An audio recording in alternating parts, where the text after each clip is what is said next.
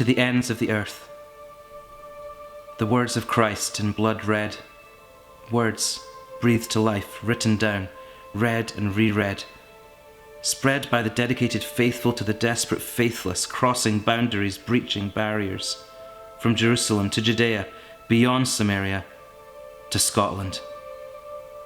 The words of Christ borne by the beautiful feet of sainted men, stepping from wooden ships to solid sand, importing God's heart, his hands, to this land where cliffs and stones stand at the end of the sea, from coasts of jagged edges that gnaw at the ocean like storm-worn teeth, to sloping beaches declining tideward beneath a gentle salt breeze, where wheezing gulls float above, and porpoises leap, glimpsing their reflection among great jutting islands rising to disturb the surface tension.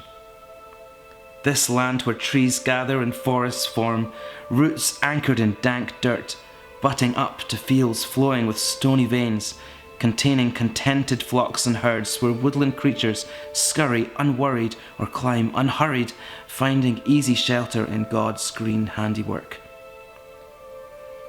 This land with snow-topped ridgelines, rocky outcroppings, dotting heather-covered hillsides, wind-blown and heaving like the heights themselves, are breathing with divine meaning, unceasing.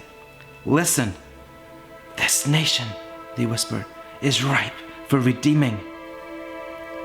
So while there are shacks and castles with weathered stones stacked, kept up or downfallen, some strong, others rotten, forgotten, cracked, even so, this land's earliest evidence of any permanent mortal presence could never predate God's love, his recklessness, bringing hope without precedence, end or expense spared, for tribes unknown, unsaved and unaware.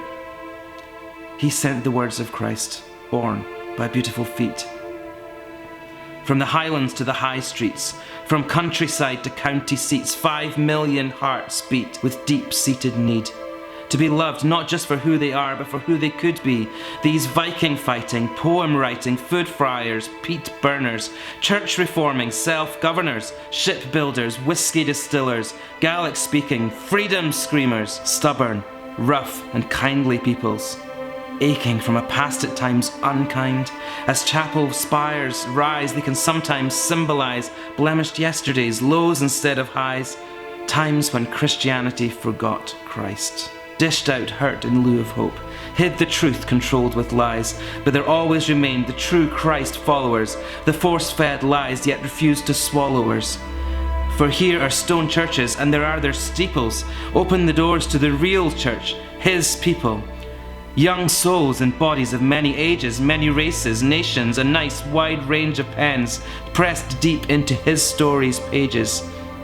We are his workmen, modern Mirrans, Mungos and Ninians, footsteps replicated, actions imitated, God in us as he was in them.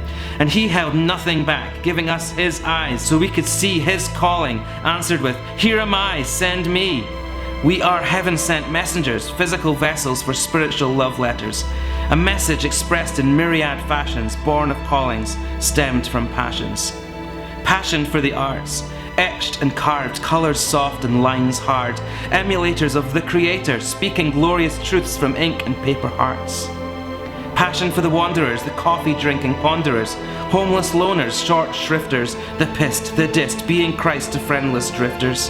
Passion for awakenings, fresh sights, new heights, world-travelling life-changings, graduating trainees into new authorities, holding on to fresh ceiling-breaking, unshaking faith and certainty. And above all, a passion for he who is above all and calls his followers. We don't settle for stagnation, doomed to be a last bastion of slow-motion inaction. We gain traction, not just a fraction, not some spiritual portion of watered-down ration, a short-lived flash in the pan, but a full-on fire, a northern inferno, flowing unquenched from Scotland to the nations, till even the fringes are drenched in the shining, blazing, soul-refreshing power of Jesus Christ and his words, born by beautiful feet.